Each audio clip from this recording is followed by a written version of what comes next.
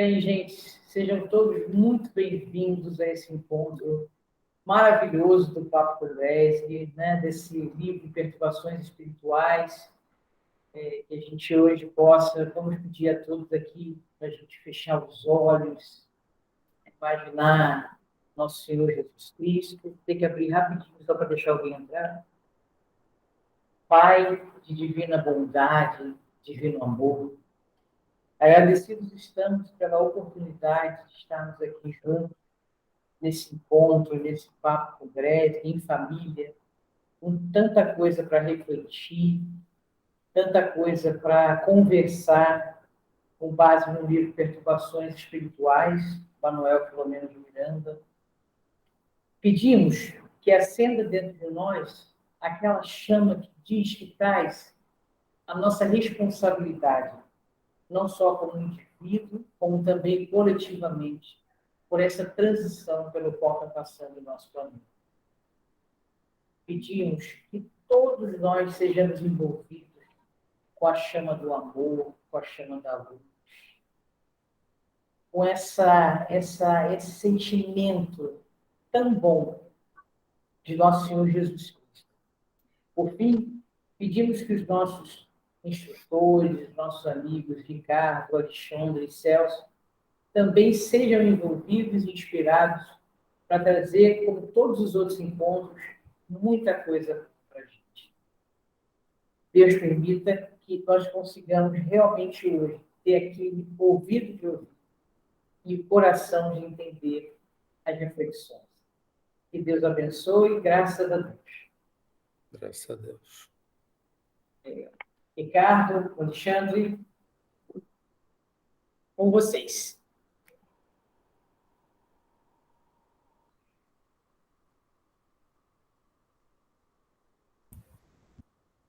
Ué, por que?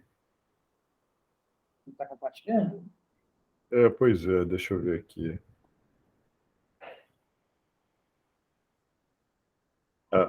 Agora sim.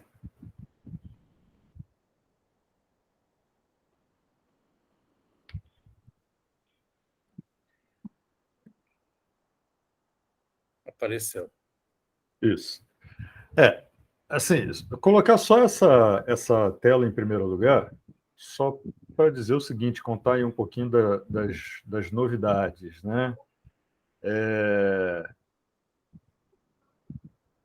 Assim, dá uma alegria muito grande quando a gente vê um trabalho que começa a ser feito e ele vai rendendo frutos, vai florescendo, né?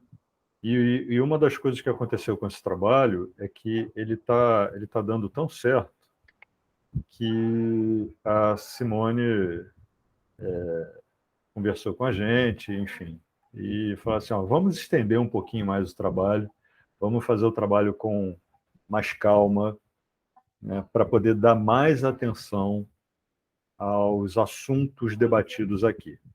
Então,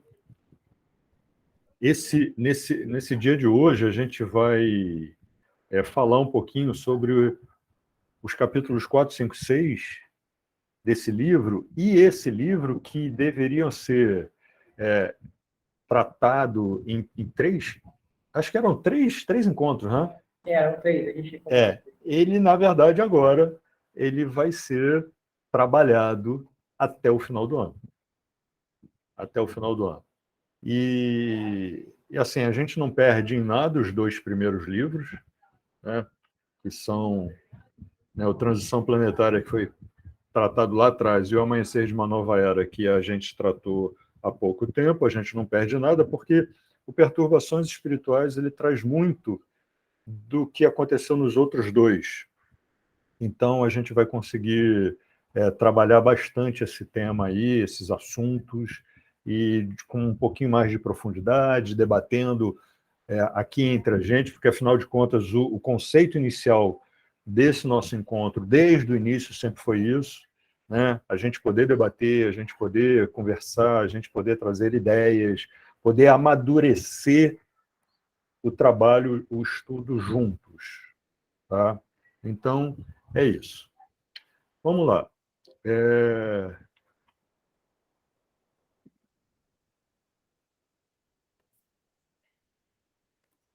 Ricardo, já que o Celso ainda. Não, o Celso não vem hoje, né? O Celso, para falar a verdade, não me disse nada. Eu vou dar uma perguntadinha aqui a ele. Deixa O que eu... aconteceu com o professor? Tá. Não era. Eu estou fazendo confusão. Ele vem, porque deve estar atrasado lá por algum motivo. Mas, enfim. Tem Na nesse. verdade, só um parênteses rápido, assim, na verdade, todas essas obras elas se complementam, né? Transição, perturbações, alvorecer de uma nova era, enfim.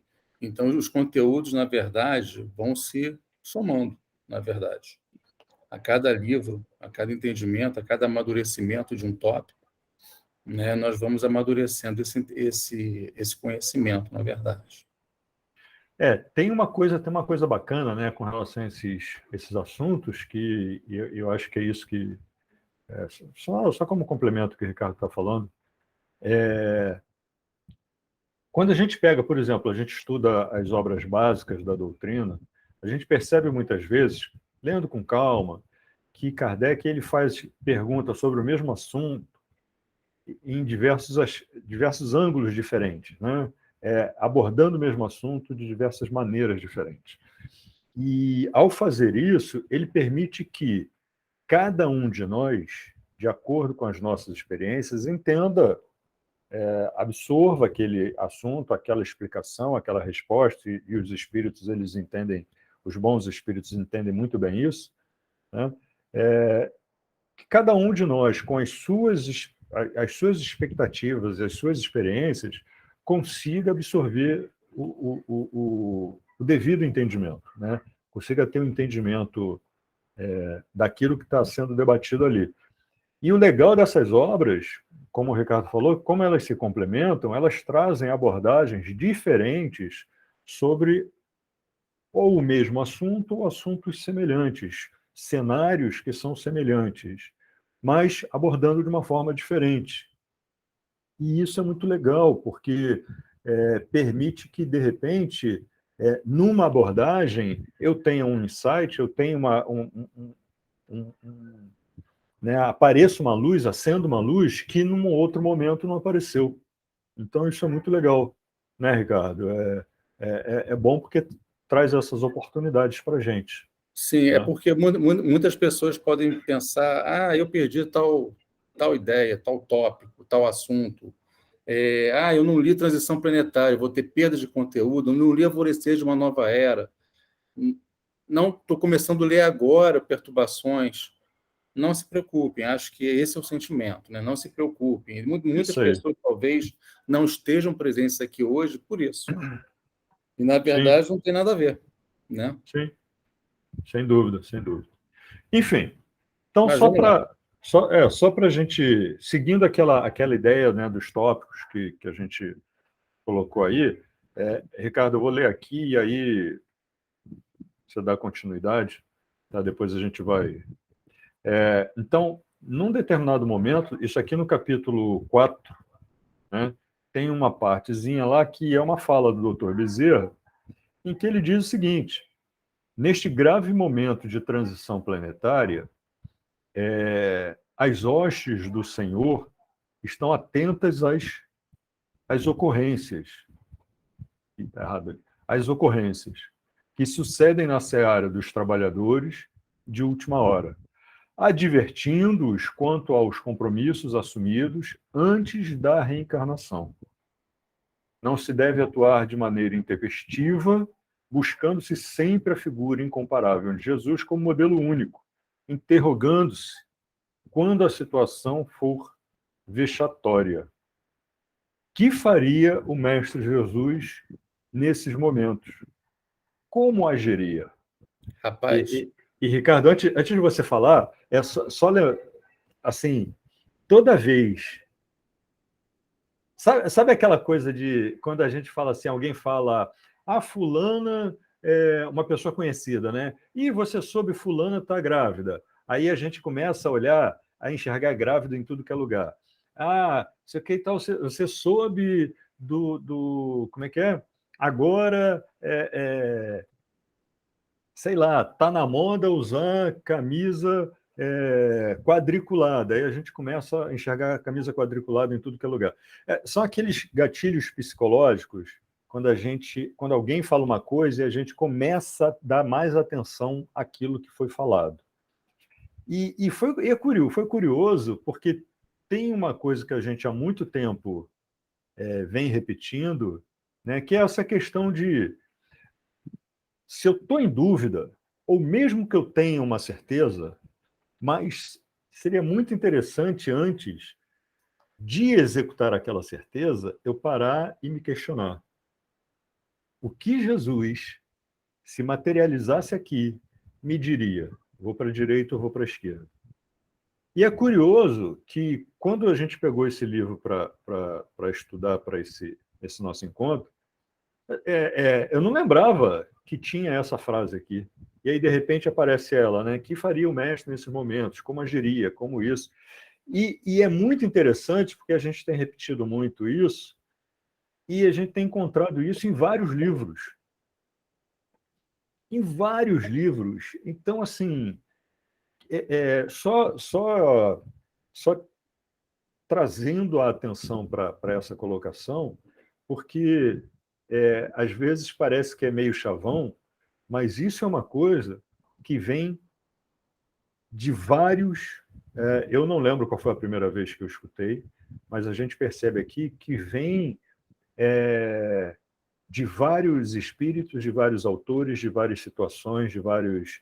Então, assim, é muito importante que a gente tenha isso como, sabe, aquela colinha na carteira.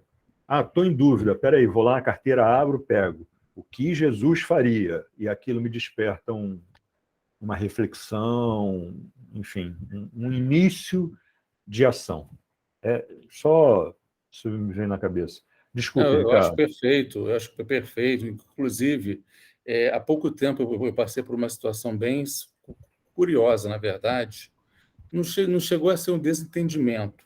Poderia gerar um desentendimento com uma pessoa. Mas essa frase me veio na cabeça.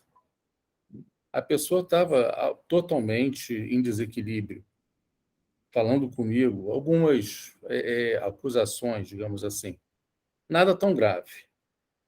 Coisas bobas, relativamente bobas até do dia a dia. Mas a pessoa não estava preocupada com o que ela estava falando, mas estava preocupada com o estado que ela se encontrava. E aí me veio essa frase na cabeça. O que Jesus faria nesse momento? Ah, Jesus iria abraçar essa irmã. Iria acolher essa irmã. E eu abracei. E ela começou a chorar compulsivamente. Ela chorou compulsivamente. É como se tivesse desarmado, na verdade, toda aquele estado psíquico que a pessoa se encontrava. E há muito tempo também eu passei por uma outra situação que eu fui até pedir um conselho para um amigo. E esse amigo falou exatamente essa frase: Ricardo, o que Jesus faria nesse momento, na sua situação? Eu acho que ele ia chamar a pessoa para conversar, ele ia acolher, ele ia. Então, quando eu li essa frase aqui no capítulo 4 do livro, eu lembrei das duas situações que eu vivenciei, uma, inclusive, foi há pouquíssimo tempo, está bem recente. E essa frase, como o Alexandre falou, é a cola que tem que estar na nossa carteira. Para qualquer momento que a gente passe na vida, qualquer escolha que a gente possa fazer, né? Qualquer escolha que a gente possa adotar para a nossa vida, seja vida profissional ou não, o que Jesus faria nessa situação? Porque, dependendo da resposta, isso pode gerar, pode não, com certeza vai gerar consequências. Era isso.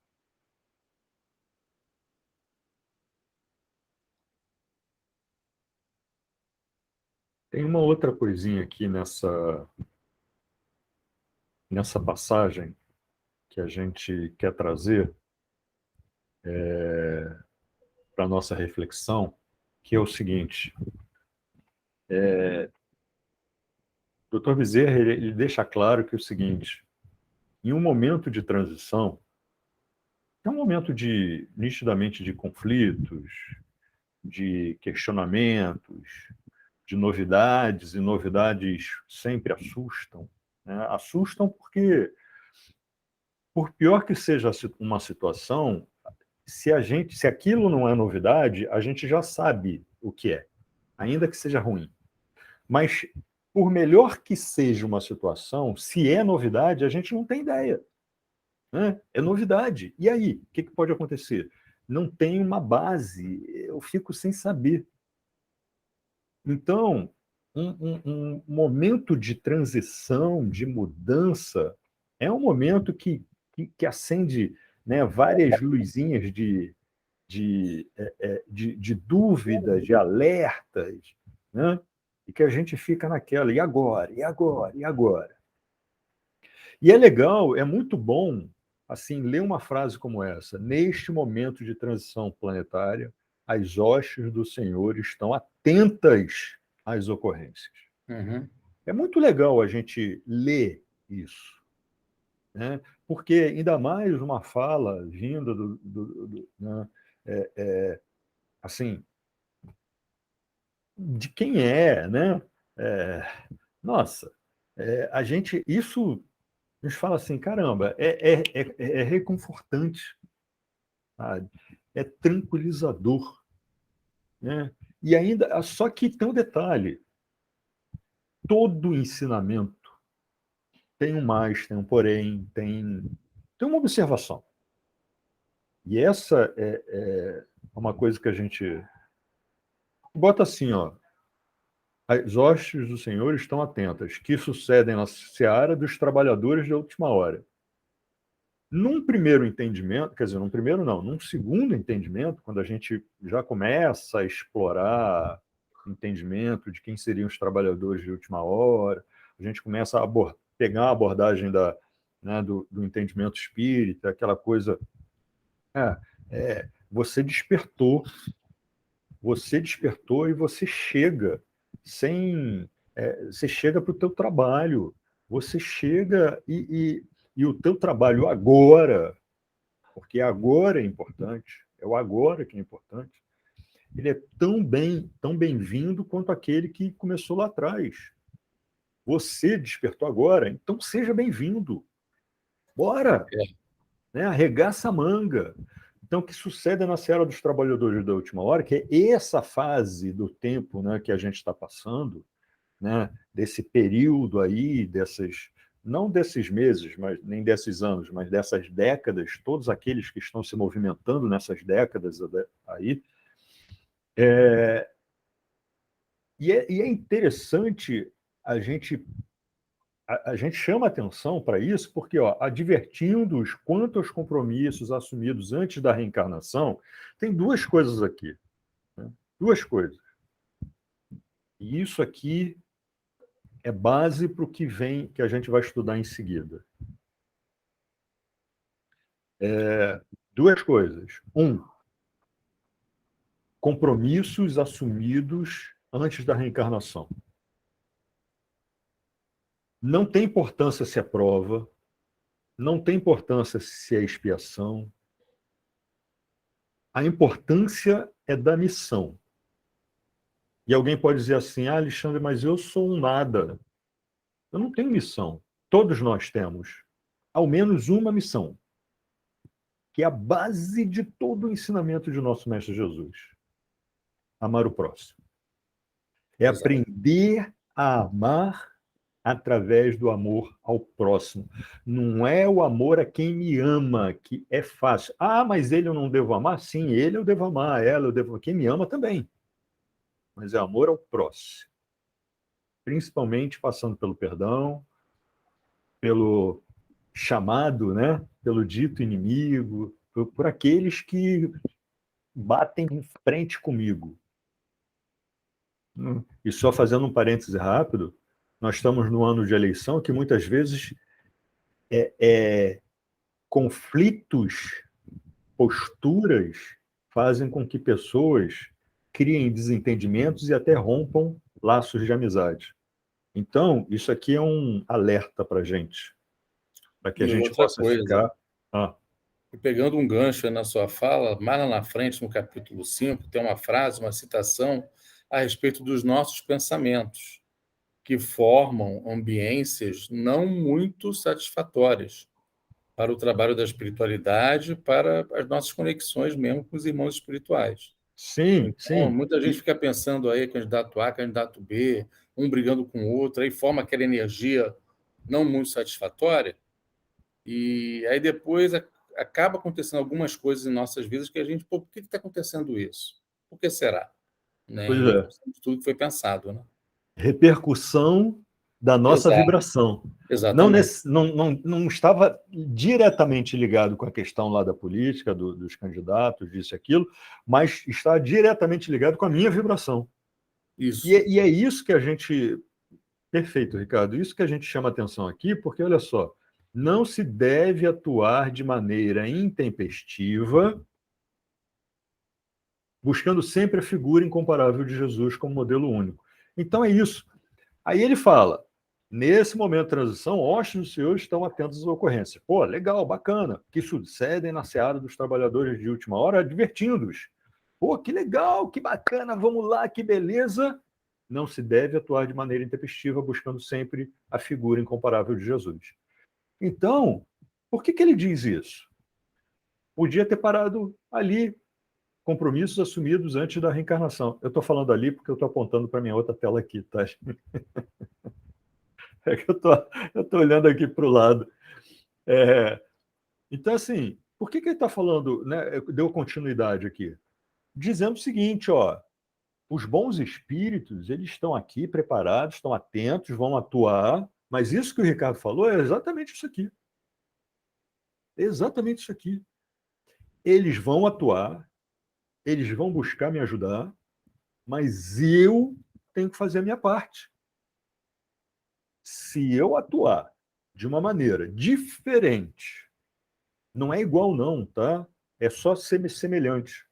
Mas se for muito diferente, destoante do modelo que nós temos como Jesus, aí esses irmãozinhos vão estar gritando no meu ouvido, vão estar quase que encostando no meu ouvido e eu não estarei escutando. Por quê? Porque a minha vibração está completamente distoante da deles. E aí não adianta. Aí, assim, isso é uma coisa que talvez eu esteja falando isso mais para mim do que para vocês, porque eu sei que eu preciso lembrar sempre disso. Mas, assim, todos nós precisamos sempre lembrar que aconteça o que acontecer, não interessa qual é a situação, se é dentro de casa, se é na rua, se é no trabalho, se é no... Não interessa.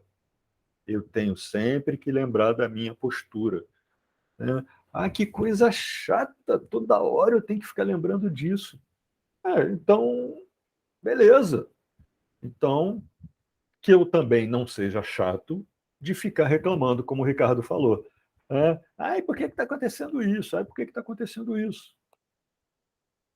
Reclamar faz parte do nosso caminhar.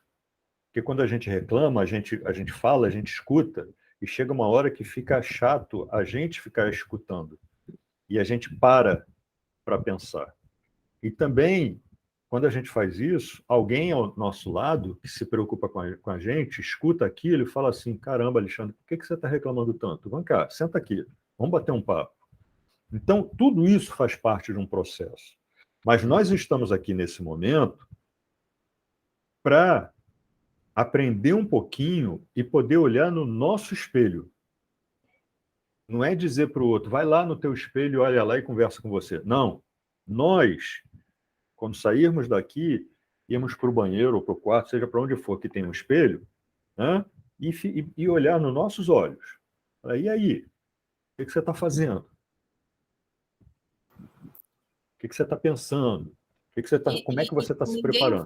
Ninguém está aqui hoje obrigado, né, Alexandre? A gente fez uma escolha, cada um de nós que está aqui fez uma escolha. E essa escolha ela vem carregada de responsabilidades, né? É um pacote que a gente que a gente adquire quando a gente faz esse tipo de escolha. Eu acho que a gente tem que... É claro que a gente recebe a parte boa, mas também tem aquela parte que você precisa se sacrificar, que você precisa abrir mão de algumas coisas para estar nesse caminho. Exatamente, exatamente. Já dizia o grande filósofo Tio Ben, né? Com grandes poderes vem grandes responsabilidades, e a gente extrapola para as nossas escolhas espirituais, né? Porque, afinal, encarnados ou não encarnados, somos todos espíritos. Então, obrigado. Então, se eu faço uma escolha antes, no meu planejamento reencarnatório, ou se eu faço uma escolha agora, eu tenho responsabilidades para com essa escolha. Então, uma das coisas, só para a gente também poder ir adiante, assim, uma das coisas que a doutrina sempre me fez pensar, e me faz pensar cada vez mais, é o seguinte: primeiro, a doutrina não me diz tem que fazer isso, né, colocando a faca aqui ou no pescoço, seja onde for, enfim. Só diz o seguinte: olha, o ideal é que você faça isso aqui, e eu vou te explicar por quê. E é justamente isso, Bárbara, que você falou. São as responsabilidades. Não adianta, né, eu querer colher maçã botando uma semente lá de uva. Não dá, não tem como. Eu vou colher aquilo que eu plantar. Então, se eu o resultado, né, o resultado dessa responsabilidade das escolhas é justamente isso. É justamente isso. Então, isso Tem aqui é a uma base para palavrinha, tudo. tem uma palavrinha-chave que a gente precisa tomar cuidado, que está na moda atualmente, que se chama autossabotagem. Que nós, de uma forma rotineira, nos autossabotamos. Por que nós nos autossabotamos? Justamente por conta de tudo isso que a gente está conversando aqui. Né? De não ficarmos atentos ao que está acontecendo à nossa volta, não ficar atento ao que a gente pensa, não ficar atento ao que a gente sente. Então, nós caímos nessas armadilhas e acabamos fazendo escolhas o quê? Equivocadas, escolhas erradas. E acabamos Exatamente. magoando, machucando o próximo e a nós mesmos, né? Que é pior ainda. Então, essa palavrinha autossabotagem... Tem até um seminário do Márlio, não sei se está na internet, tá? No YouTube. Mas se não tiver, aí fica aí a dica aí para a Simone. Aí futuramente, quem sabe. Do Márlio, de repente, fazer um seminário sobre autossabotagem, que é fantástico. Eu já assisti uma vez. É fantástico. Márlio Lama, né, que estou falando. Maravilha. O Celso aí. Celso chegou. Celso estava esperando para entrar depois, para não precisar falar. Falar, vou entrar depois, eles já falaram tudo, fico quietinho. Você falou que a maçã não vira uva, ele entrou na sala. Boa noite. Peço muitas desculpas, mas eu passei por um certo sufoco. Não adianta ficar falando a respeito disso agora, só que o celular ficou em casa, então eu tive que sair e agora não conseguia retornar a tempo. Mas depois a gente fala sobre isso. Peço desculpas. Voltou na hora, voltou na hora. Você está bem. Isso aqui é Celcinho, você tem crédito. Tem que manter esse crédito, né? Então vamos lá, gente. Boa noite a todos. Celso, a gente estava falando um pouquinho sobre comportamento e sobre essa primeira frase, essa primeira fala aí do Dr. Bezerra, né? E como isso vai nortear o nosso estudo hoje. Você quer pegar um embalo aqui dessa segunda parte? Eu só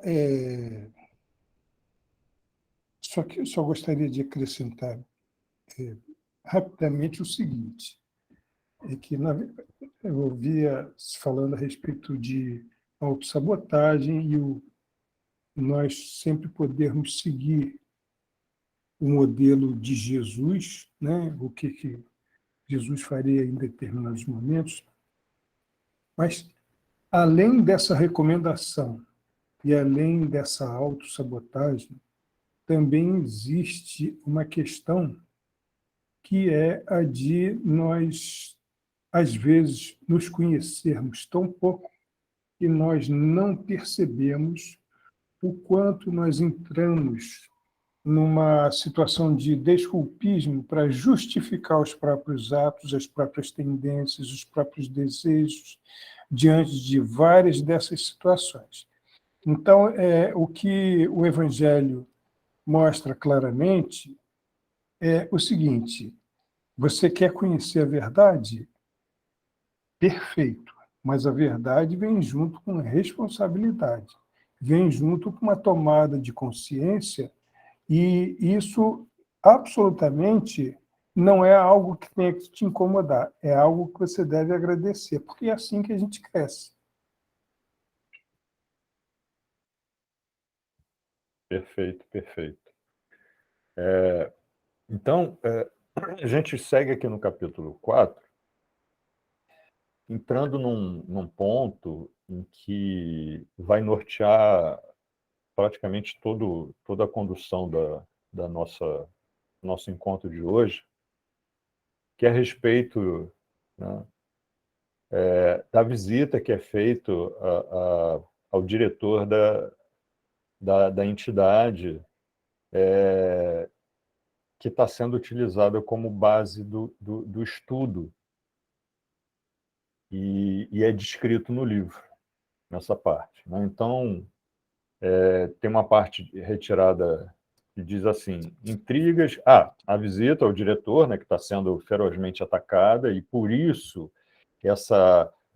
esse grupo, né, do Dr. Bezerra, para fazer todo esse trabalho de apoio.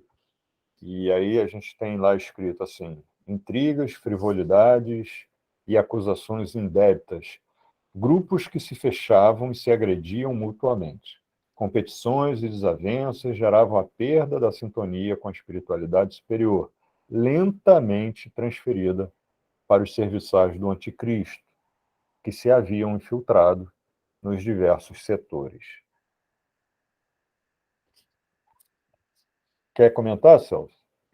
Bom, está aí patente, né, que o quanto nos custa a invigilância. Não se cobre de nós, sem dúvida alguma, o nível de evangelização, o nível de entendimento, o nível de tudo aquilo que me possa fazer distinguir como um bom espírita. Mas cobre-se de mim, sim, aquilo que eu posso dar e não estou dando, né?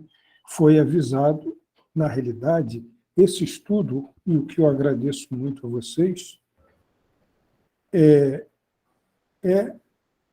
um claro alerta, né? Justamente é isso, que eles viram que vulnerabiliza o movimento espírita como um todo. Justamente o movimento espírita, que tem uma função basilar, sem nenhum demérito a nenhuma outra força, porque caridade é caridade, mas nós temos aquele conhecimento de que eu falava antes, que nos traz certa responsabilidade.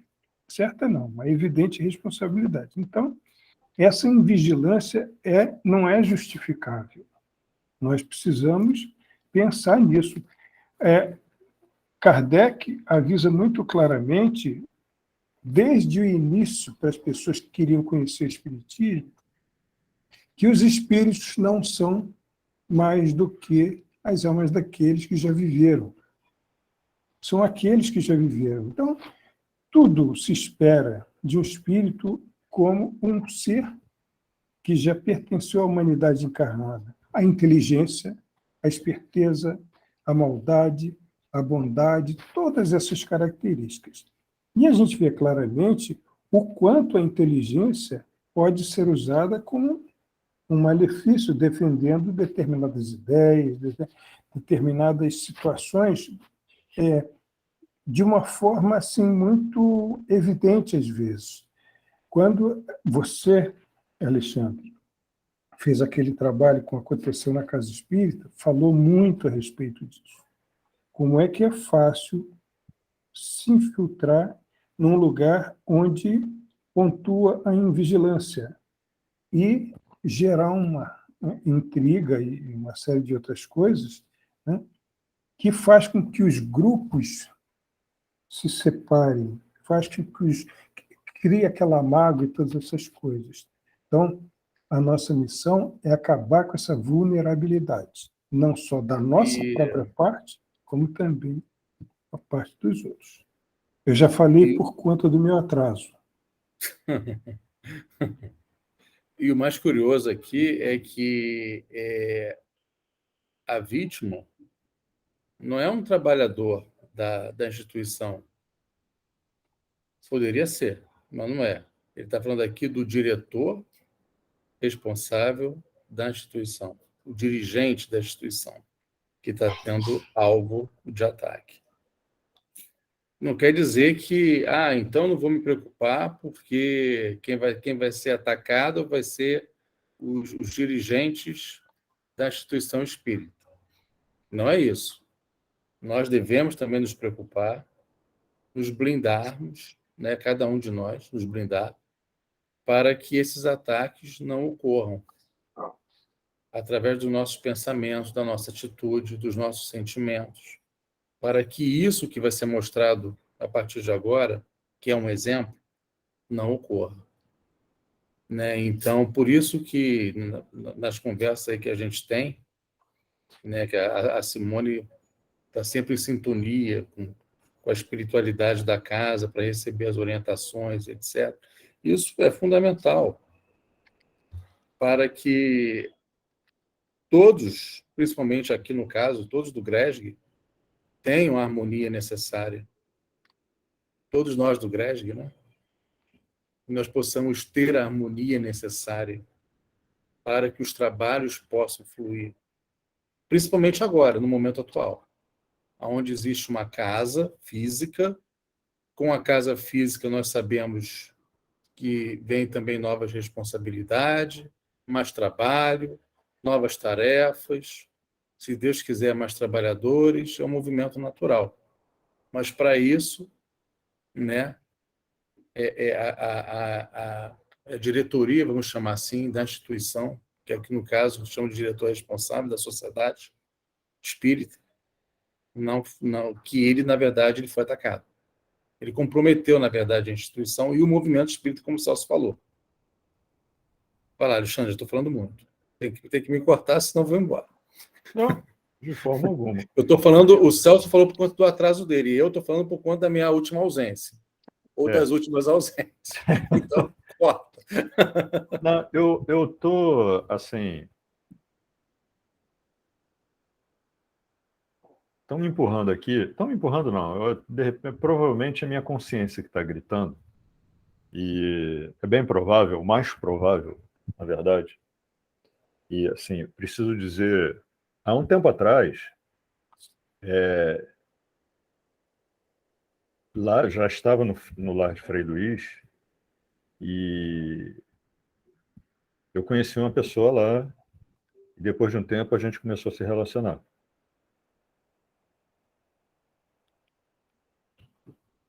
Nada demais. Nada demais.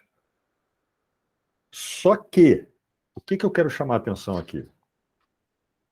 1 ano e meio depois, alguma coisa assim, um irmãozinho nosso, mentor de um irmão da casa, ele pediu passagem para que pudesse bater um papo comigo, e eu me senti extremamente envergonhado.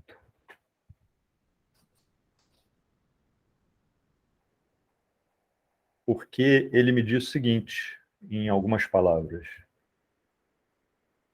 estava no planejamento reencarnatório vocês dois se encontrarem.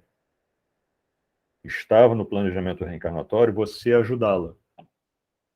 E eu vinha ajudando. Estava no planejamento reencarnatório, você passar por provações para poder ajudá-la. Só que o que vocês dois firmaram, principalmente você, aí se referindo a mim, foi que vocês seriam apenas amigos.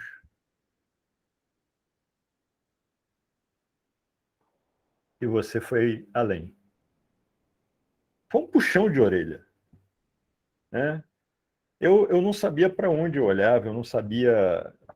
Enfim, não sou avestruz, A não nossa posso... vida é um Big Brother, né, Alexandre? Tem um monte de É, câmera espalhada aí para o nosso caminho. A gente acha que não sabe, tem sabe? um E monte de câmera assim, aí olhando para a gente. e não sou dirigente de forma nenhuma, não sou nada, sou mais um trabalhador lá da casa, como qualquer outro, não sou... Mas, pois é, a gente acha que não tem ninguém olhando. Eu falei, cara, nem se preocupe, porque sempre tem alguém olhando. Sempre.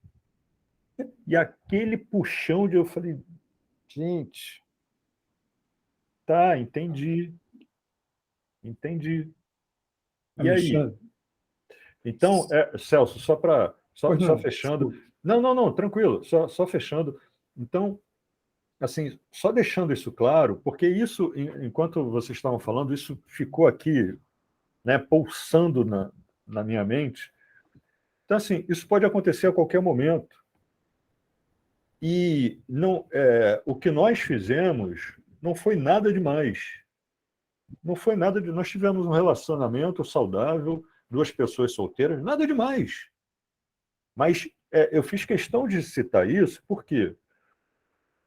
Porque talvez, se eu tivesse sido mais vigilante, se eu tivesse me colocado, sabe, freado um pouquinho os meus impulsos carnais, talvez nós tivéssemos chegado, nos aproximado mais do planejamento reencarnatório que foi firmado por nós. E como esse mentor desse meu irmãozinho, desse nosso irmão, fez questão de salientar, principalmente por mim. Eu botei lá, né? Assinei, meti o dedão lá, enfim, e a gente passou batido por essa cláusula. Enfim. Celso. Mas ele podia ter avisado antes, né? Ele esperou tudo acontecer para avisar depois. Não, não Justamente para pode. você aprender. Justamente para você Não aprender. pode, não pode. Não pode, porque senão não tem o enfrentamento que sugere o discernimento, né? O enfrentamento da situação. Eu só queria observar o seguinte, Alexandre. Você é, assim, uma pessoa que você também trabalha muito, de forma muito útil, se você me permite a observação, e todos aqui, vocês vão entender por que eu vou falar isso. Eu acho que honestidade e sinceridade é um instrumento também que nós utilizamos para que, enfim, eu me lembro de uma frase que tinha num dos livros de André Luiz, em que uma instrutora dizia o seguinte: o bem viver consiste em deixar que saibam da nossa vida sem a gente querer saber da vida dos outros. Na época que eu li isso, eu não entendi muito bem, não. E hoje em dia eu entendo melhor. Quer dizer, não significa que a pessoa tem que fazer uma catarse a cada vez que acontece alguma coisa, né? Mas acho que é muito importante esse tipo de coisa para que nós compreendamos o próximo, né? É muito interessante que, vez por outra, nós deparamos com uma situação em que nós, às vezes, somos levados a criticar e somos levados a julgar e as palavras não saem da boca, mas ficam no pensamento, né? Então, nós não sabemos o que vai por dentro de nós, né? Nem nós sabemos. Às vezes, nós estamos promovendo assim, lutas muito fortes contra as próprias tendências. Então, o pouco que acontece já é resultado de uma luta muito grande. E a gente tem que compreender isso. A gente não... além do que, também existe uma outra coisa muito importante dentro disso que nós estamos discutindo, é que nós precisamos aquilatar o quanto das nossas atitudes prejudicam os processos nos quais nós estamos inseridos, prejudicam nós mesmos e prejudicam aqueles que conosco estão envolvidos. Quer dizer, então, a gente também não pode perder essa noção. Claro, Alexandre falou que da programação não era bem isso que tinha que acontecer. Mas nós vamos falar aqui a respeito de uma situação que é muito mais fragorosamente perigosa do que essa que aconteceu com ele.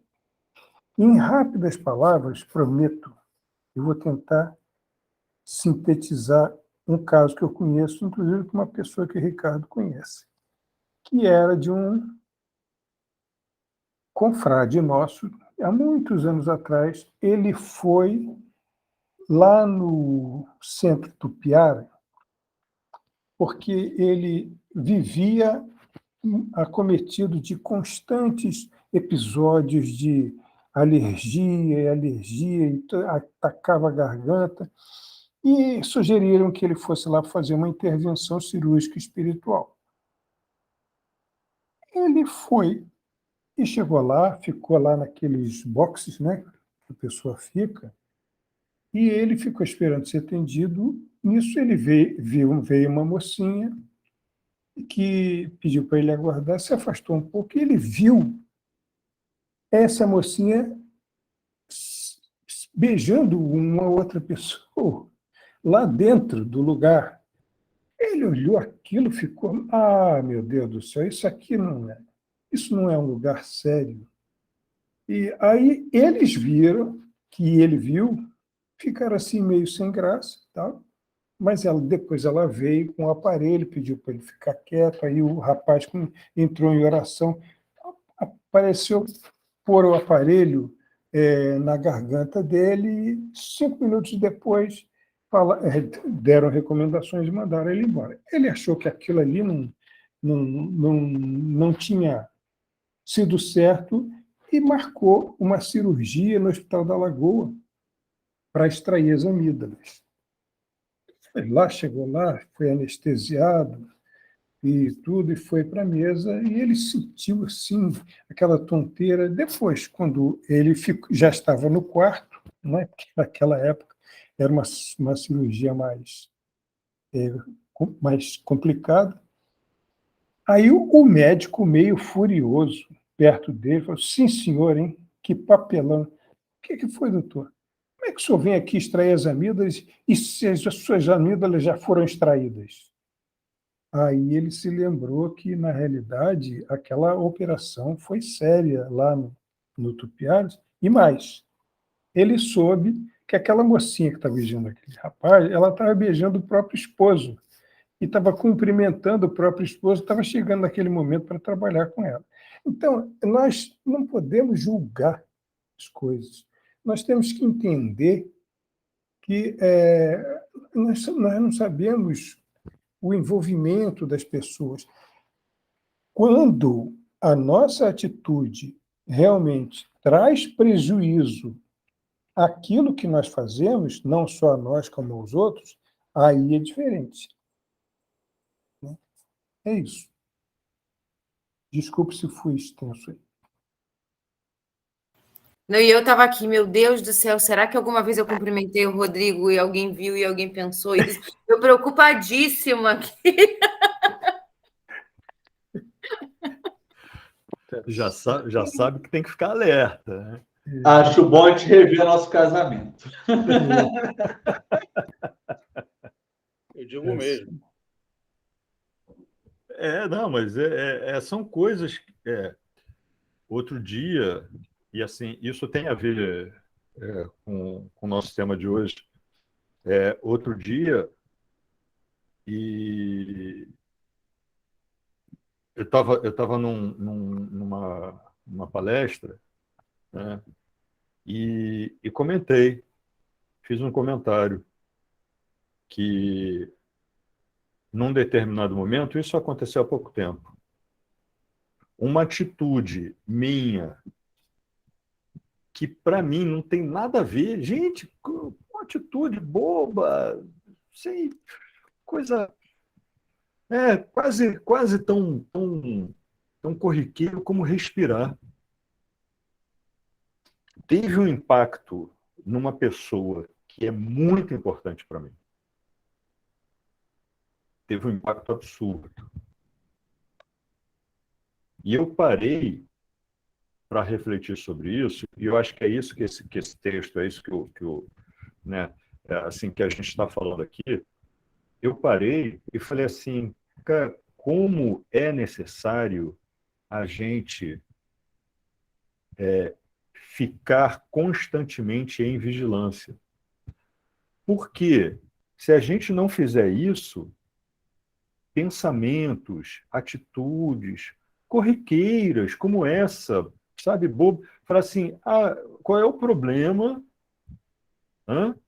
de estar ali dentro da sala, de repente chegou meu esposo, minha esposa, meu namorado, minha namorada, você com quem, né? As pessoas sabem. Mas será que todo mundo sabe? Às vezes a gente... E assim, é uma coisa boba. É uma coisa boba. Mas é uma coisa boba para mim. E se eu estou em comunidade, né, seja uma comunidade pequena, seja qual for a situação, qual for o cenário, eu preciso me preocupar com isso. Preciso me preocupar. E eu acho que isso... hoje, por exemplo, eu tive que ir naquele cemitério lá de Jardim da Saudade, lá de Paciência. Então, saí da ilha com a minha mãe, fui até lá, teria sido mais rápido se a gente tivesse ido para Teresópolis, porque, nossa, como é longe. E daqui lá, dá 2 horas, deu 2 horas e pouco. E, assim, para lá, a gente parava em algum... Eu tenho esse hábito. Sinal vermelho, eu paro. Eu paro.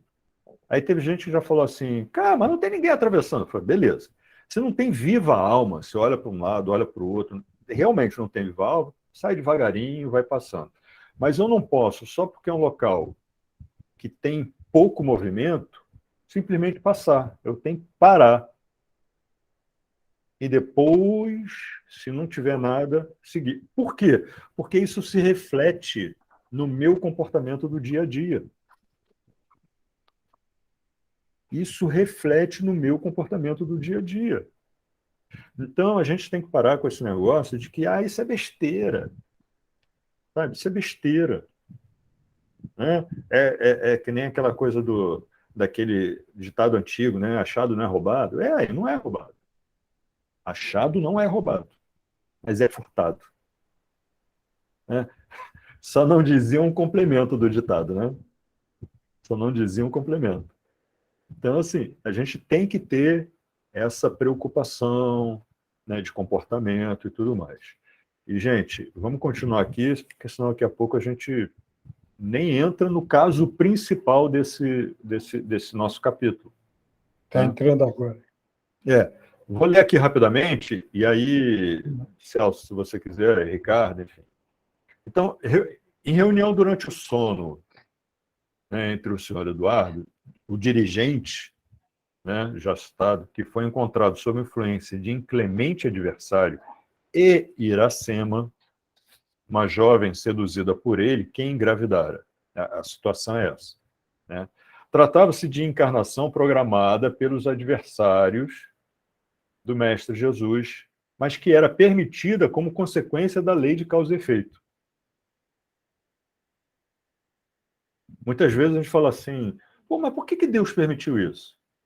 Eu falei, gente, Deus permitiu porque é uma escolha nossa.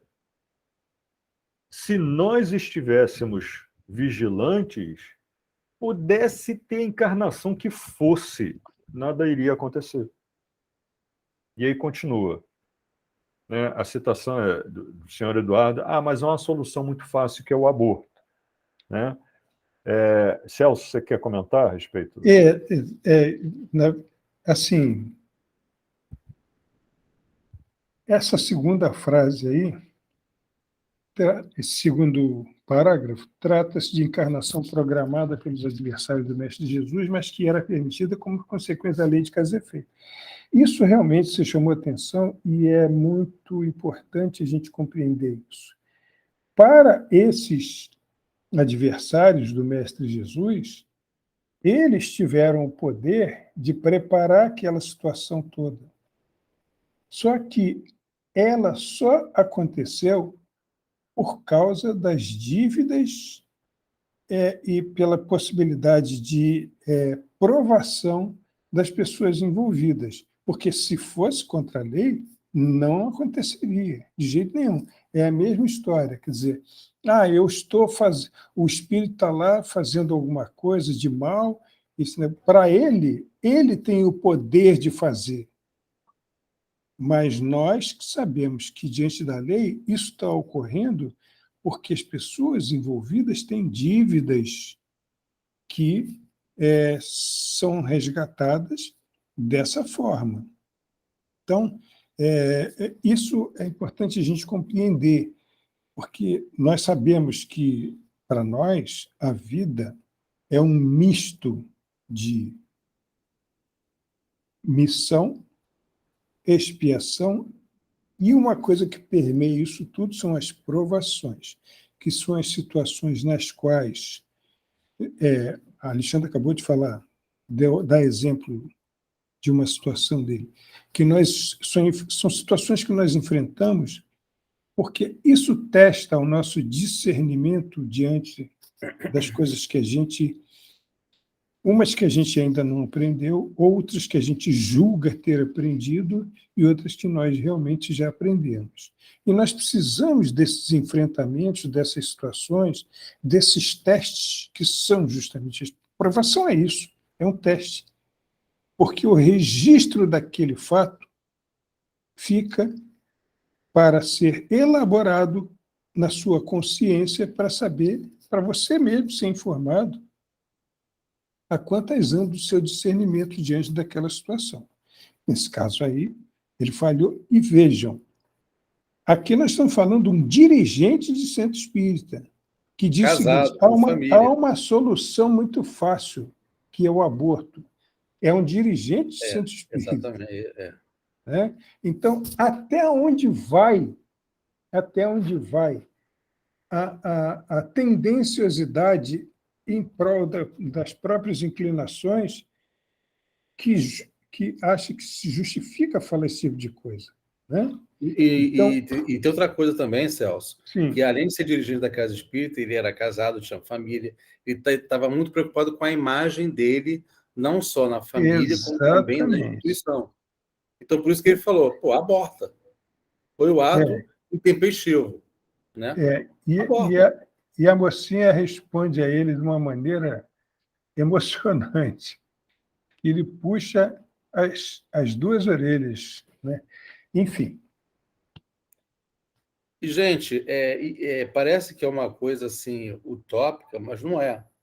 São situações que podem perfeitamente acontecer, se não aconteceram em algum momento na instituição espírita, em qualquer instituição espírita. Isso pode acontecer. Né? Isso pode acontecer de dirigentes, expositores, e por aí vai. Entendeu? Então, não é uma situação, é uma coisa que é só um exemplo, né? Mas não vai acontecer. Não, ocorre sim, precisamos tomar cuidado com essas coisas. É importante. Isso só ocorre. Isso, o Celso, que você está falando, está aqui, ó, no final desse primeiro parágrafo, né? E é curioso que ele, tentando justificar, né, Exatamente. ele fala, não se trata realmente de um aborto. Olha só, né? Porque o ser informação ainda não tem a expressão nem significado. E a gente sabe que não é assim. Esse é o conceito, essa é a desculpa, essa é a justificativa que dão aqueles que defendem o aborto. É exatamente isso aí. Exato. É isso. Né? E ela, muito, né, com uma clareza que certamente naquele momento lhe foi intuída, joga, né, bate de volta, rebate. Isso. O aborto, porém, como ambos sabemos, né, ela não diz, né, fala, mas eu sei que. Não, como ambos sabemos, Isso. né, chama a atenção dele, dá aquela puxada de orelha, é crime hediondo. Então, assim, a gente É por isso precisa. que quando eu fui a uma casa espírita a primeira vez na minha vida, primeira não, uma segunda ou terceira vez, eu fui expulso da casa espírita porque eu estava com uma bermuda na altura do joelho, com as pernas de fora. Então, as minhas pernas eram muito bonitas, para não acontecer esse tipo de situação. Agora eu entendo, tá vendo? Chamava muita atenção, né? Chamava atenção, aquelas pernas musculosas, né, do joelho para baixo. Né? Ai, ai. Não, mas. Olha, a gente já passou por poucas e boas. Para a gente, né? Olha, chão aí de mais de 20 anos de estrada. Meu Deus do céu, a gente fica pensando, a gente fica lendo essas histórias e essas coisas vêm na cabeça, Sim, né? As sim. lembranças do passado. E não à toa, né? Por exemplo, tem gente que fala assim, poxa, mas eu fui naquela casa espírita e disseram que lá tem que ir de branco, ou então pelo menos uma roupa clara. Gente, se a gente parar para assim, sendo muito equilibrado, né? Apesar de algumas pessoas afirmarem que tem tudo a ver, tudo a ver, tudo a ver, mas tem muita coisa que é mais importante do que a cor da roupa. Porém, tem um fato que a gente não pode negar. Poderia, por exemplo, dizer o seguinte: ó, todo mundo de azul, todo mundo de vermelho, todo mundo de verde, todo mundo de preto, todo mundo de. Que é para quê? Para igualar, para tirar aquela coisa de um olhar para o outro e falar: ia lá, olha só como é que tá. Então, primeiro, todo mundo de branco, né? Até porque o branco ele traz uma tranquilidade para a gente, e o fato de não ter decote, pode bermudão, mas não bermudinha. Bermudão pode. Tem casa que nem bermudão permite. Né? E por que isso? Tem casa que, dependendo da roupa, principalmente no caso da mulher que chega, é dado um como é que é o blazer. nome? Hã? Blazer, né? Tipo um blazer. É tipo Jaleco. um jaleco, né? Ou, enfim, alguma coisa que se coloque por cima. Por quê? Porque, mal ou bem, né? É, vai chegar, vai sentar, e quem está ali é uma outra pessoa que vai olhar e, de repente, no ângulo que tiver, fala, nossa, peraí, não é assim. E nós ainda temos essas. Tá, agora, vocês imaginem se, apesar de tudo isso, a gente não tiver essa preocupação. Porque aquilo que a gente está... E tem uma coisa, Alexandre, é o seguinte, esse tipo de coisa acontece muito no passe. Sim. E a pessoa está dando passe, está realmente ali, né? Pode entrar em contato com a pessoa, aplicando o passe, e pode falar alguma coisa também, como já aconteceu. Isso eu já vi, tá? Eu já vi. E a pessoa foi afastada, porque realmente não tinha condição. A gente sabe, né, de situações em que termina o passe e passa recadinho, né? Meu telefone, se precisar. Nossa. Assim, tem coisas que a gente sabe que acontece, né? Mas a gente não pode eu vou trazer aqui, vamos lá. Esses dias, eu estava saindo com a minha irmã da casa dela, no apartamento dela, e aí eu virei para ela e falei assim, cara, eu não acredito nisso. Aí ela virou para mim e falou assim, o que foi? Do outro lado da rua, na rua, não estamos falando dentro de uma casa espírita, rua, do outro lado, estava passando uma mulher, bonita ela, bonita, um corpo bonito, só que ela estava com uma roupa que o decote lateral deixava quase tudo exposto. E aí eu comentei assim com ela, gente, e minha irmã, ela é mais, apesar de ser um pouco mais nova, ela é mais clássica do que eu no pensamento, no comportamento. Eu sou mais tranquilo. Mas eu falei para ela, eu falei assim, cara, uma mulher bonita, né? E, sem problema, se ela quiser ser naturista, se quiser andar nua, é o problema dela. Mas tem que entender o cenário, tem que entender o comportamento necessário ao ambiente. E nós que somos espíritas, nós sabemos o seguinte, ela tá assim como eu olhei, mas eu falei assim, caramba, o pior é que ela talvez não tenha ideia da carga energética que ela está carregando com isso. E aí eu fiquei em silêncio um pouquinho, fiz uma rápida prece, assim, para tentar dar dar uma aliviada.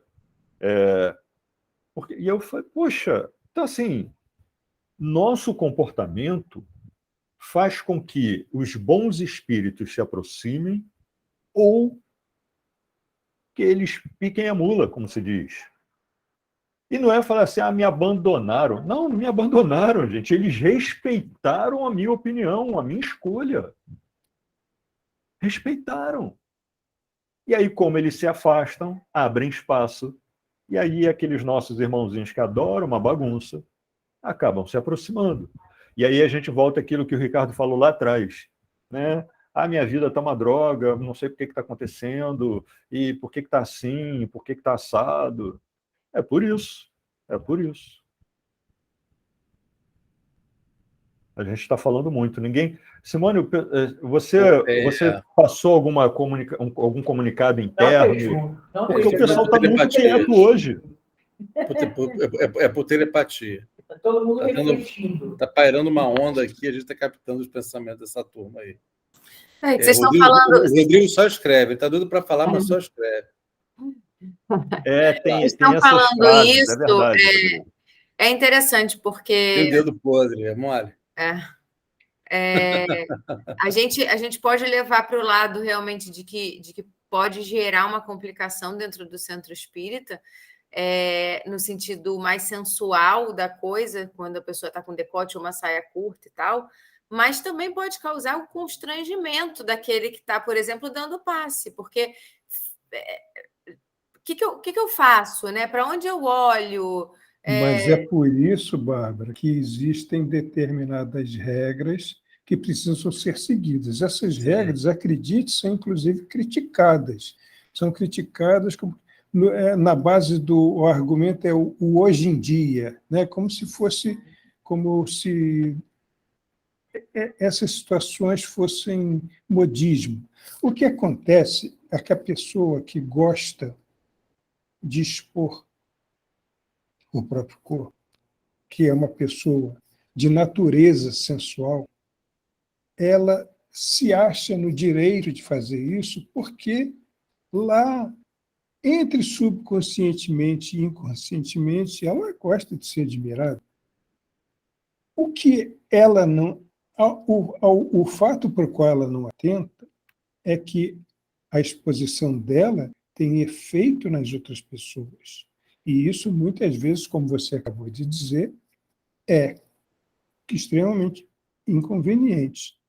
Num recinto de passe em que as pessoas têm que preparar aquele ambiente, limpar aqueles miasmas deletérios que vêm com as pessoas e todas essas coisas, para deixar aquele ambiente o mais puro possível para que se possa fazer a caridade.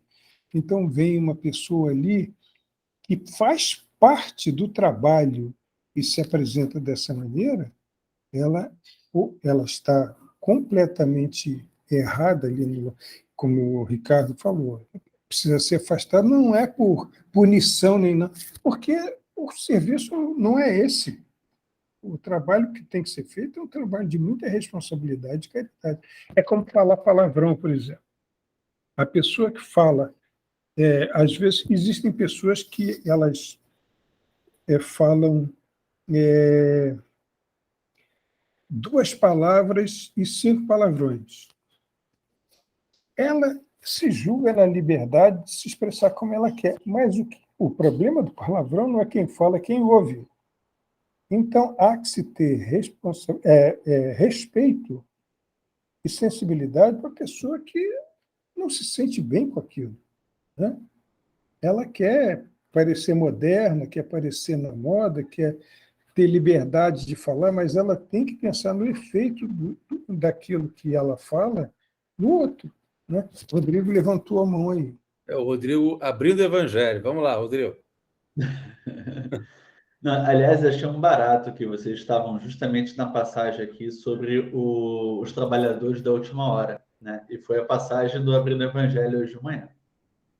Então, não sou nada existe por acaso. coincidência, ele é Kardec, né? As coisas estão conectadas, os trabalhos na casa estão conectados. Nada por acaso. Não posso chamar de coincidência. Deve ter um motivo aí.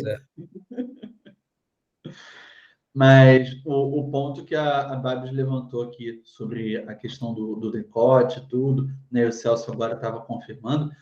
Também tem a questão do trabalhador que precisa ter essa autorresponsabilidade com a energia que está vibrando ali no trabalho, mas tem um desafio com o público. Como que a gente, por mais que a gente saiba dessa responsabilidade, como incutir isso na mente das pessoas que frequentam a casa? Para não vir, por exemplo, com um decote, com uma saia curta nessa situação? Olha, certa vez, por exemplo, lá na casa de Frei Fabiano, tem um trabalho de cirurgia espiritual, que as pessoas têm que ir de branco. E certa vez apareceu uma pessoa lá com decote. Aí o trabalhador da casa pegou o jaleco, como o Alexandre falou, e explicou para ela, olha, está acontecendo isso, você não pode, você está, não digo mal vestida, mas você não está vestida apropriadamente para o trabalho que vai ser realizado. Ela não aceitou, não vou usar o decote, não vou usar o jaleco, eu vou entrar sim. Aí foi preciso chamar o coordenador do trabalho para poder ir até essa irmã e, da mesma maneira, mas com outras palavras, orientá-la, explicar o porquê, entendeu? Aí sim que ela se conscientizou, não, tudo bem, então hoje eu uso, na próxima semana eu venho mais vestida, digamos assim, com outra vestimenta. Então, às vezes tem que dar esse recurso, tem jeito. Desculpa, pela experiência de vocês, faria sentido que nós, como trabalhadores da casa, tivéssemos essa iniciativa de conversar com a pessoa no privado, explicar o motivo daquilo, né, e orientar. Não digo assim todos os trabalhadores, não, mas determinados trabalhadores, entendeu? Uhum. Porque tem aqueles trabalhadores que têm mais jeitinho para conversar, para colocar as palavras mais certas, mais adequadas, entendeu? Chamar a pessoa, de repente, num canto para não expor a pessoa também. Porque dependendo do trabalhador, vai falar aqui, minha filha, qual é? E a ideia não é essa. De repente, chama a pessoa numa sala reservada, explica, fala de uma forma educada, polida, de um tom baixo, olha, está acontecendo isso e tal. Foi observado isso, e devido aí fala o que a doutrina fala sobre esse assunto para a pessoa. É melhor, com jeitinho, explicar do que não falar nada, fica aquele melindre e a pessoa continua vindo sem saber que ela está cometendo. Ou pior, a pessoa sai da casa e não volta mais, entendeu? Ou isso. Entendeu? Não, Como aconteceu comigo, que foi minha segunda vez numa casa espírita. Depois eu saí e não voltei mais, eu retornei para a outra que eu fui da semana passada, que eu tinha ido na semana anterior. Depois de algum tempo, eu acabei voltando para essa casa, onde eu fiquei aí por muitos anos, que eu estudei, etc. e tal, que eu sou muito grato até hoje. Agora, eu poderia muito bem ter saído da casa e, olha, eu não quero mais saber de doutrina espírita. Não estaria aqui hoje com vocês. Com certeza. Estaria em outro lugar. Então, Júlia precisa ser levantando a mão. contato. Júlia quer falar. A Júlia, né? Júlia, Isso. mas... e uma coisa importante, a gente está falando muito da mulher, né? Do decote e tal. Isso também acontece com os homens, né? No ir de short, exemplo. Né? Na verdade, a gente pode até generalizar de falar da regra pela regra, né, gente? Sim, sim. Eu acho que é muito mais isso. Desculpa, Júlia, acabei te Eu já atropelando. vi o médium passista falar para a pessoa o seguinte: você quer um passo gostosinho hoje? Gente, não é por aí. Não é por aí. Com certeza. Depois a pessoa conversou com a pessoa não aceitou. E ele contra-argumentou. Não aconteceu. Aconteceu. Todos viram. Aconteceu. Todos ouviram e viram. Né? A pessoa foi afastada. Quer dizer, a pessoa foi afastada, não. A pessoa se afastou, na verdade. Né? E se encontra até hoje afastada. Então, a gente precisa realmente tomar cuidado com essas coisas. Né? O trabalhador, principalmente. Frequentador com frequentador, também, mas aí não tem conhecimento, a gente até tem que observar, assim, mas assim, o trabalhador da casa, principalmente, tem que tomar cuidado com essas coisas. Com A Júlia certeza, com levantou certeza. a mão. Cadê Fala, a Júlia. Júlia? Achei a Júlia aqui na minha. Aqui é bom no ambiente virtual, que tem o nome da pessoa. Agora, quando você vai para o presencial, você não sabe. Se fosse presencial, eu ia ficar perdido. Quem é Júlia? Quem... Por aí vai. Vai lá, Boa Júlia. noite. É Boa só noite. para contribuir com o que o Rodrigo falou, é muito interessante isso, porque eu tenho 2 casas espíritas, né? Eu tenho a minha casa de origem e tem a casa que o Alexandre conhece, que o Celso também vai ter oportunidade de conhecer logo, logo. E na minha casa de origem, por exemplo, a gente tem muito esse cuidado em relação à roupa.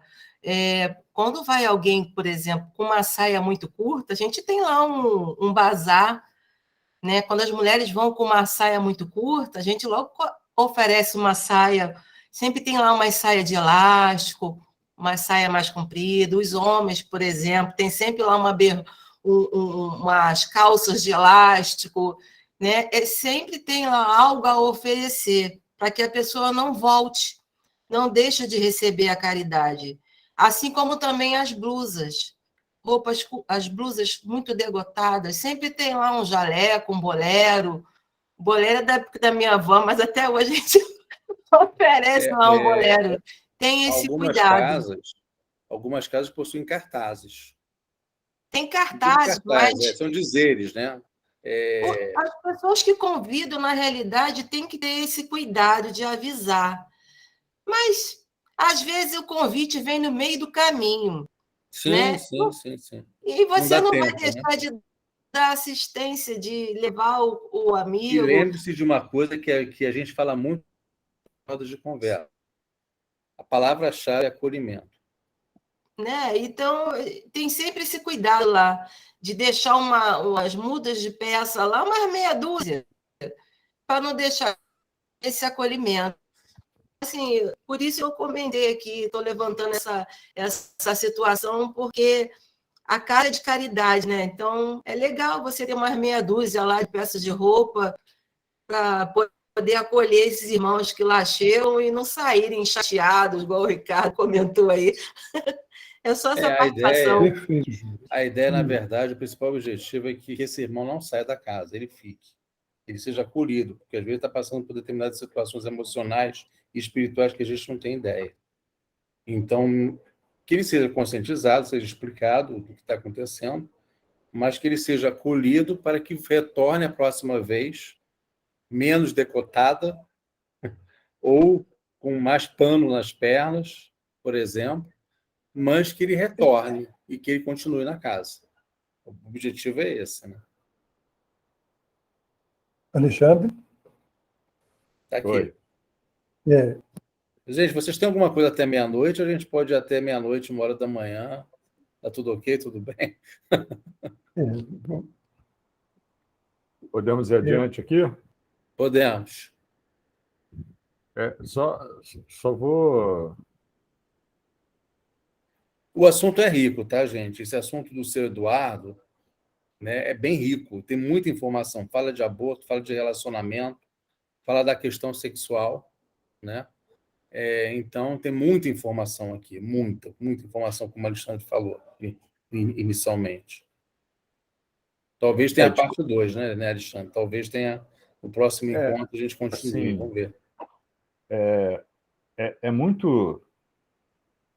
Mas, volto. Assim, eu acho que é o mais importante de todo o nosso entendimento é que o principal é entender a extensão do nosso comportamento.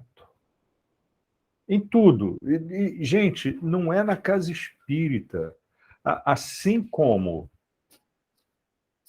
a família, né? A residência familiar, a morada familiar, ela é laboratório extremamente válido de tudo aquilo que eu preciso melhorar em mim. A casa espírita, ela é uma segunda etapa no sentido de eu entendi, aprendi, agora deixa eu fortalecer dentro da casa espírita, para que, se eu consigo fortalecer aqui, já fica mais fácil ir para um ambiente menos amistoso, mas, por outro lado, se eu não me esforço nesse ambiente menos amistoso, não é na casa espírita que eu vou conseguir. Não é. Então, eu tenho que desenvolver um padrão de comportamento meu, não do ambiente. Tem que ser o meu padrão de comportamento. Eu sou assim. Eu posso ir para a praia de sunga ou de maiô, enfim, e ir para um casamento de terno de longo. Mas o meu comportamento, ele tem que ser o mesmo. Sabe? Seja na praia ou seja num casamento. Porque eu sou um indivíduo, que é o somatório dessas individualidades, desses egos que me compõem, né, nas existências espirituais, mas que, no final das contas, estão contidos nesse personagem que sou eu hoje. Ou melhor, que estou eu hoje. Então, eu tenho que trabalhar para desenvolver um comportamento, uma linha de comportamento única. Única. Né? Enfim, é isso. Isso aí, perfeito. E o seu Eduardo, na verdade, eles tiveram aí um relacionamento, ela ficou grávida, né? E ele, além de dirigente, né, da instituição, ele é uma pessoa extremamente orgulhosa, não queria que isso chegasse à família e muito menos aos demais membros da instituição. Então, é uma situação realmente complicada. O que ele criou, resultado das escolhas, né, que foram realizadas. Por isso, aquela pergunta inicial: o que Jesus faria numa situação dessa? Ou até mesmo antes, quando eles estavam ainda mantendo um relacionamento.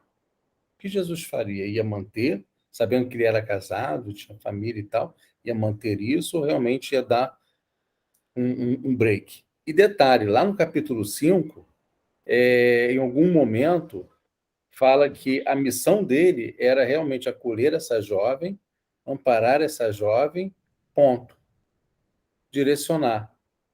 Apenas isso. Só que ele foi além, né? Nem conheço essa história. Estava falando justamente sobre algo parecido, né? A gente tem que ter muito cuidado, muito cuidado. E aí, Celso, você quer comentar essa questão Não, da só Então, breve. antes do Celso comentar, só um parênteses rapidinho mesmo.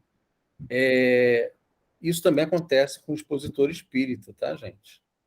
Você é expositor, nossa, que palestra linda, que palestra maravilhosa. E aí começa, entendeu? Então, precisa tomar cuidado.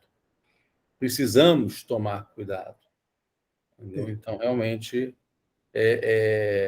isso está bem. Por exemplo, tem palestrantes que são boa pinta. Eu imagino o André Trigueiro, né? Alto, moreno, boa pinta. Vá numa casa espírita, como ele já foi, como eu já presenciei algumas cenas, as mulheres ficaram encantadas por ele. Normal, mas precisa tomar cuidado. Com certeza ele brinda isso. Agora, então, precisa tomar esse tipo de cuidado, sem dúvida alguma. Até para a nossa ambiência, para a ambiência da casa. Vai lá, Celcinho. Alexandre, você lembrou do que você tinha falado, mas guardadas as importantíssimas proporções, né, mano? É uma situação bem diferente. Aqui nós estamos vendo, antes de fazer o comentário que eu vou fazer, eu gostaria de lembrar a todos o seguinte. Eu acho que Manuel Filomeno de Miranda está muito satisfeito conosco. Sabe por quê? Porque há, sem dúvida alguma, uma preocupação com a sequência do estudo, com o horário, todas essas coisas. Mas nós estamos obedecendo claramente ao objetivo principal desse estudo, que é, sob a luz desse estudo, nós compreendermos as nossas situações dentro das casas que nós frequentamos, onde nós trabalhamos, ver isso como o movimento espírita que nós somos. E o objetivo é justamente esse, porque só assim, só compreendendo essas coisas, só não, é compreendendo essas coisas que nós vamos nos fortalecer diante dos objetivos que nós sabemos que nós temos. Né? Aqui, Perfeito. Isso que o Alexandre pôs aqui, tem aqui essa parte que fala da tomada de consciência. Eu não sei se o senhor Eduardo experimentou grande choque ao constatar o efeito do seu comportamento. Nunca havia imaginado que a sua conduta infeliz era motivo de vampirismo por parte de desencarnados exploradores. Isso, quer dizer, Alexandre falou, não é só na casa espírita, é moldar o próprio comportamento, porque uma coisa aqui fora vai refletir lá dentro. Né? Então, nós temos que entender que muitas vezes, nós nos permitimos determinados deslizes, não só na inocência de que alguém não esteja vendo. Existe um juiz implacável que vê tudo, que é a nossa própria consciência, e dessa a gente não escapa. Né? Dessa nós não podemos esconder nada. Mas também isso faz com que nós compreendamos que, às vezes, a gente se permite determinado comportamento achando que aquilo ali não vai ter efeito. Olha, é muito bom, muito importante que nós saibamos estudar bem dentro de nós mesmos essas coisas para compreender que isso tem, sim, efeito naquilo que nós fazemos. Os trabalhadores espíritas que lidam com questões energéticas, principalmente, porque o jeito sai de casa para ir ao centro da paz, ele pode chegar lá na hora, pode abrir um sorriso, mostrar disposição para o trabalho, mas aquilo que ele traz no próprio coração, na própria mente, isso que o Alexandre falou, quer dizer, os comportamentos que ele se permite é que vão determinar a facilidade com que ele pode veicular essa energia, que ele está ali para isso, né? Ou a grande dificuldade, e pior, a pior qualidade, que é uma coisa que ele não está sabendo que está acontecendo. Então, ele vai ali para dar o passe, mas o espírito quer trabalhar por ele, mas ele não está pronto. Ele não agiu convenientemente. Então, toda essa discussão que nós estamos tendo a respeito de sensualidade e de aparência e tudo isso, tudo é tomada de consciência. As pessoas têm que entender aquilo que elas realmente fazem, né? É isso.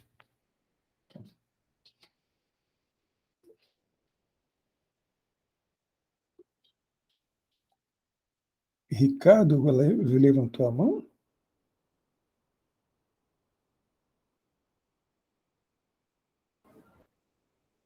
Bom. Não. Eu apertei o botão errado aqui. Ah, tá. Alexandre, você está sem som. Pronto, agora. Celso, Ricardo, vocês querem... porque já são 10h03. Então, assim, e a gente já tinha, né, até a Simone já tinha concordado de, se precisasse, a gente ia até umas 10 horas, mas aí também já está chegando já está no limite, já chegou no limite. Vocês querem fazer alguma consideração? Alguém quer fazer alguma colocação? A gente pode eleger para alguém fazer alguma consideração final também.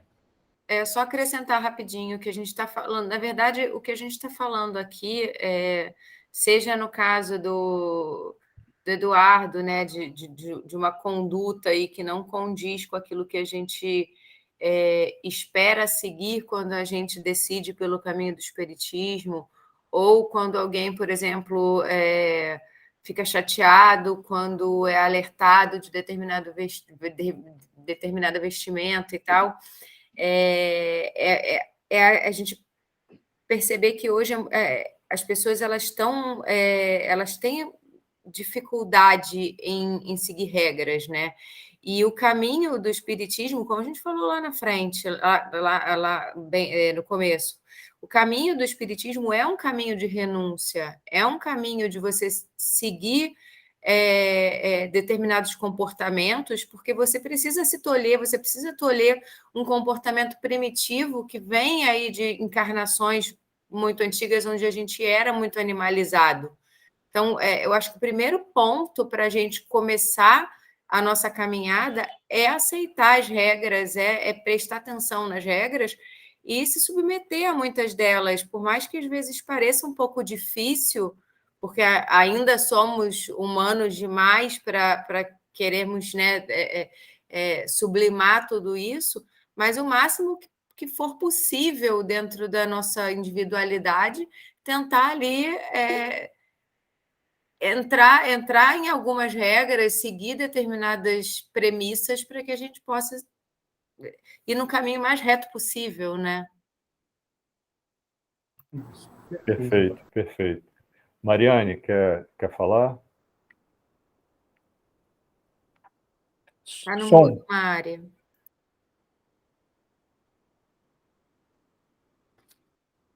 Acho que ela está com problema no som, é isso, Mariana?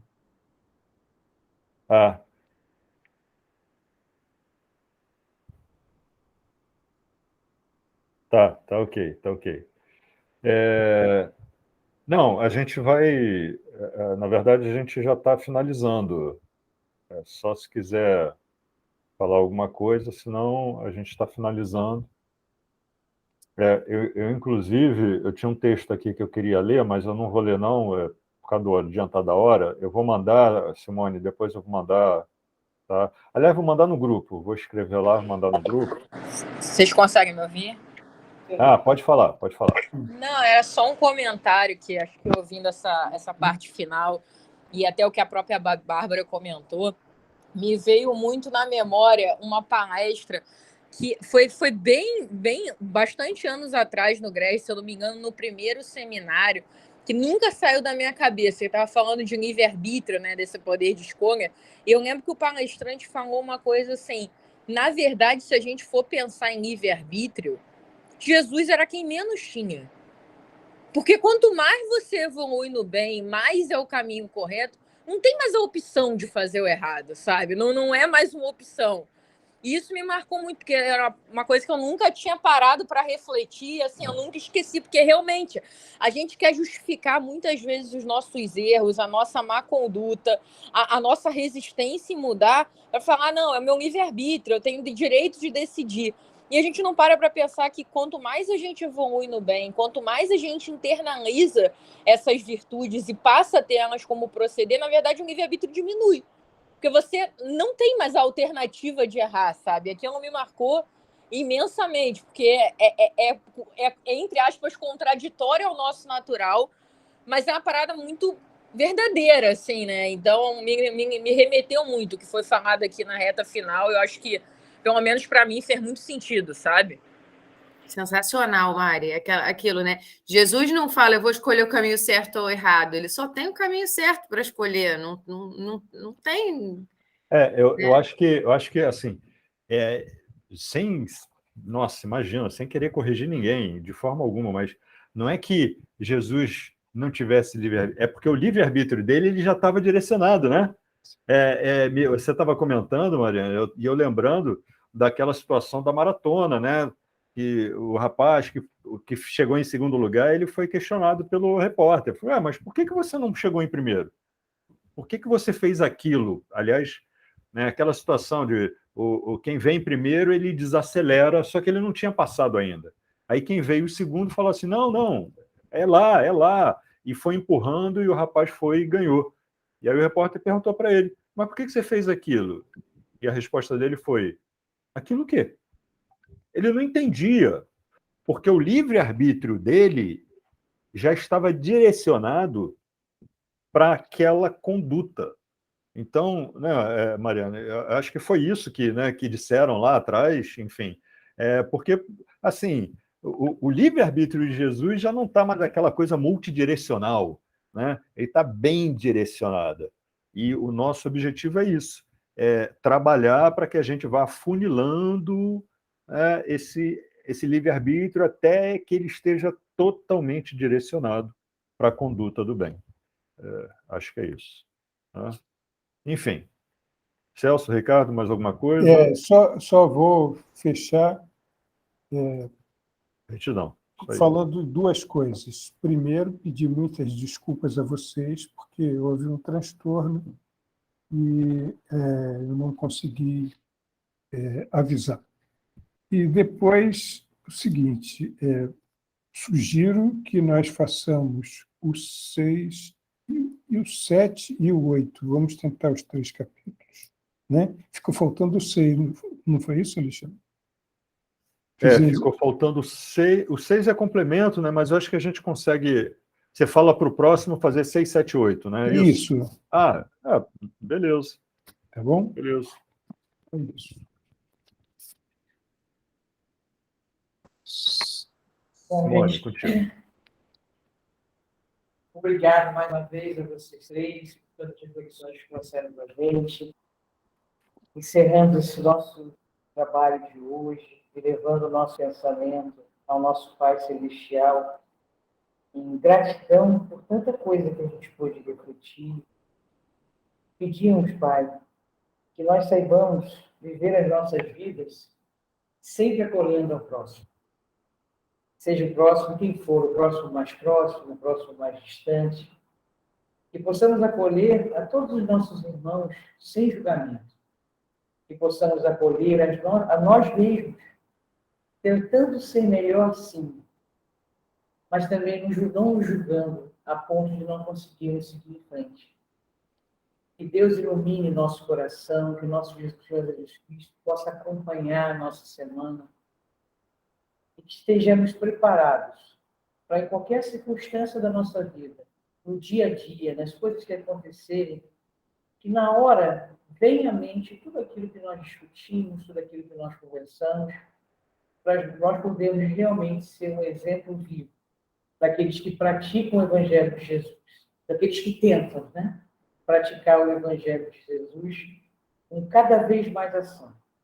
Que Deus acompanhe a todos. Assim seja, graças a Deus. Beijo, gente. Boa semana a todos. Muito obrigada. Obrigado. Beijo no coração. Beijo. Boa noite. Beijo, gente. Boa noite. Boa noite. Tchau. Tchau. Boa noite. Boa noite, durma em paz.